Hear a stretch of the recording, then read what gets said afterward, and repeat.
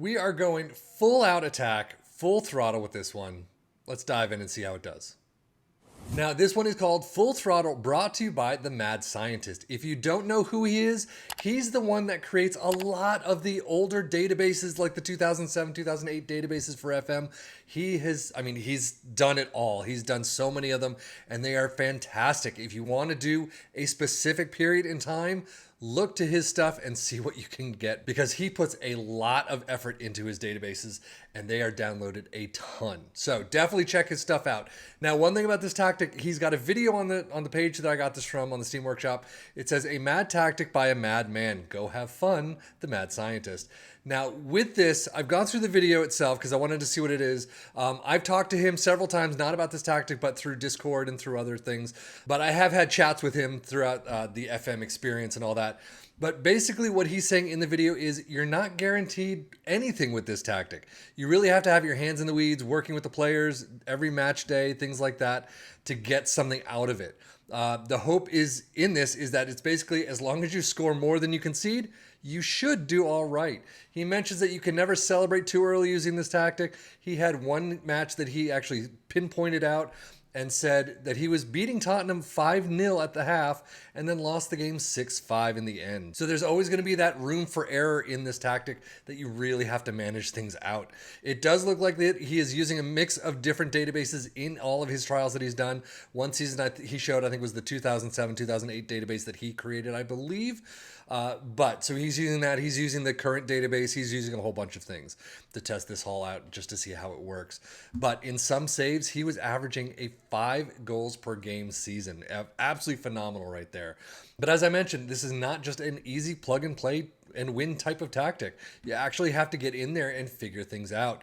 It's all about attacking and scoring goals, sure, but it generally means that you're less focused on the back line. When they're on defense, they only have a small portion of the players back to defend. And the big thing here is that you've got this ball-winning midfielder in defend that's kind of tying the defense to the attack, and the attack is really strong.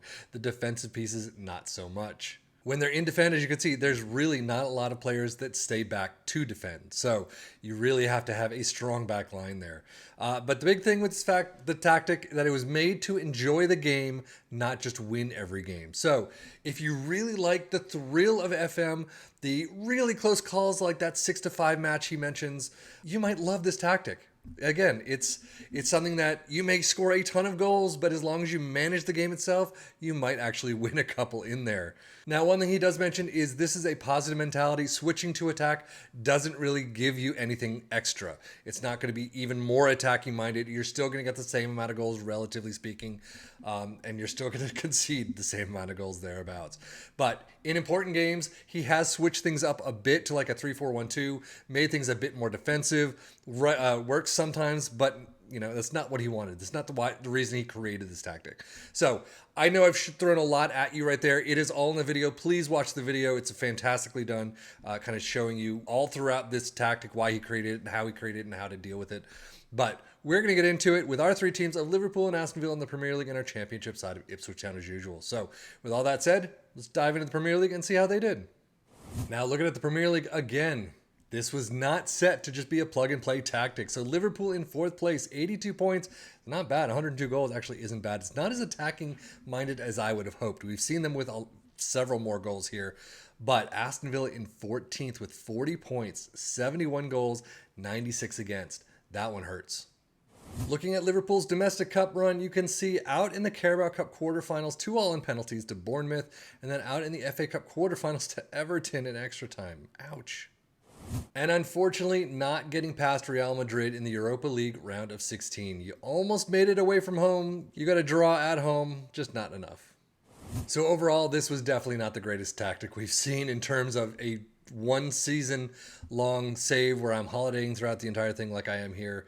Again, you really need to get your hands in the mix. So always keep that in mind. You're always going to do better for the most part if you actually do the work, do match by match, do your transfers and training, your medical staff, things like that. You'll probably do better than this here. But Liverpool in 4th, Europa League, FA Cup, Carabao Cup, not the greatest. Squad-wise, you do have some green in there, so it's not too bad, but 25 goals for Nunez, Salah with 24, as does Cody Gakpo, 20 for Jota, so you have some numbers spread around, which is nice. 19 assists from Szoboszlai, 16 from Salah. I wonder, Trent only getting a 699. You get, where's Van Dijk? Friends, 720, so he's in there, but, you know, I'm going to assume in the data hub that we're going to see some defensive issues. Aston Villa not having too bad of a time in the Carabao Cup, unfortunately losing out in the semi-final second leg, 2-4 in penalties to Bournemouth. But Carabao Cup, you get to the final, you lose handily 3-6 to Man City. They do, however, do better than Liverpool in Europe, getting to the semi-finals of the Europa Conference League, 3-2 win over PSV, but a 1-4 away from home loss. Kicks you out right there.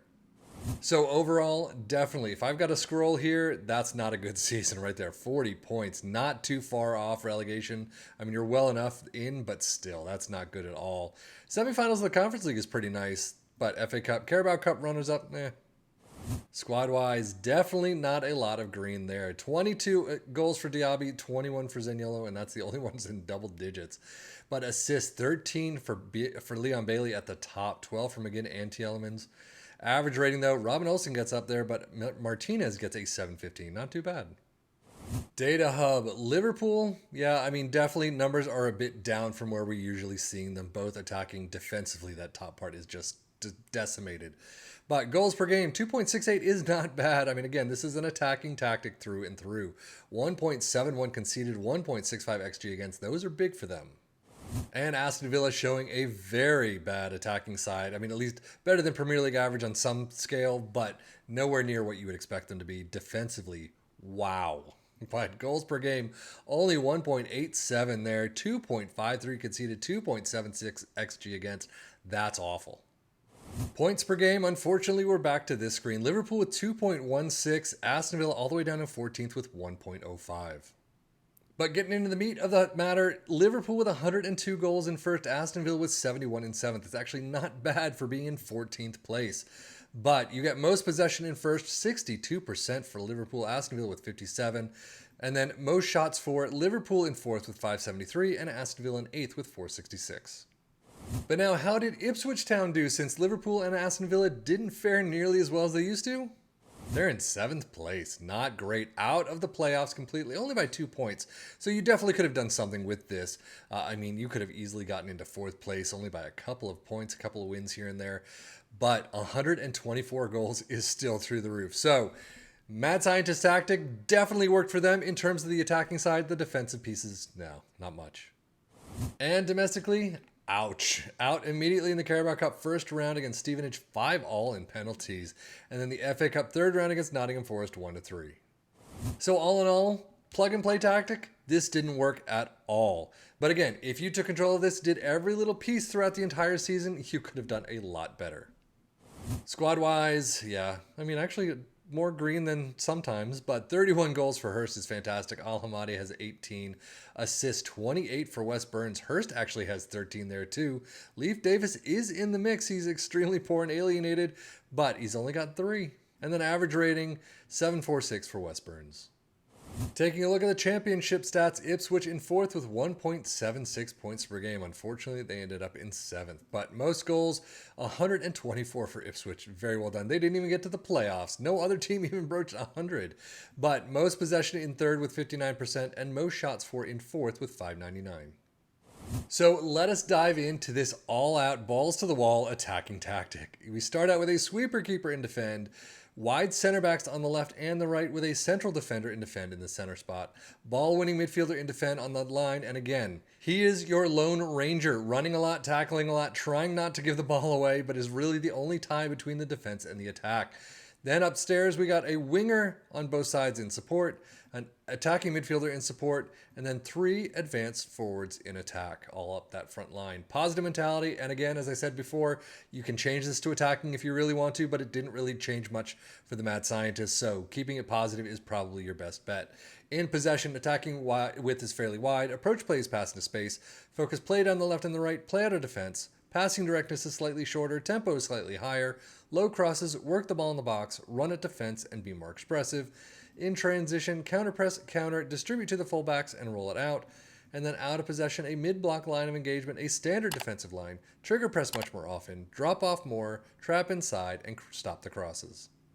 So overall, how did this do for our three teams? Well, I mean, in our test, again, this is just a standard, holiday season. I've done nothing, take control of nothing. This is all of my assistant managers and coaches and all of that. Didn't work at all for any of these teams. But if you took control of this, you could definitely do a lot better than this. Ipswich, 124 goals. That's pretty nice. Liverpool, 82 with 102 goals. Not bad, but we've still seen better. In a plug-and-play fashion, that is. But Aston Villa, we have hardly seen worse tactics for this. But again, it all gets thrown out the window once you take control of this yourself. This is a single season.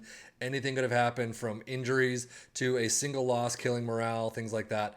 And then you get thrown into 14th place. But take control of this yourself, you could do a lot better. And if you have seen this, have tried this out, let us know how it worked for you. But it worked like gangbusters for the mad scientist in the seasons that he's tried it with, which apparently, according to the video, has been a lot. So I'll take his word on it. But that's it for me. Savvy and FM for the Football Manager blog channel, saying thank you as always for watching. Take care and enjoy.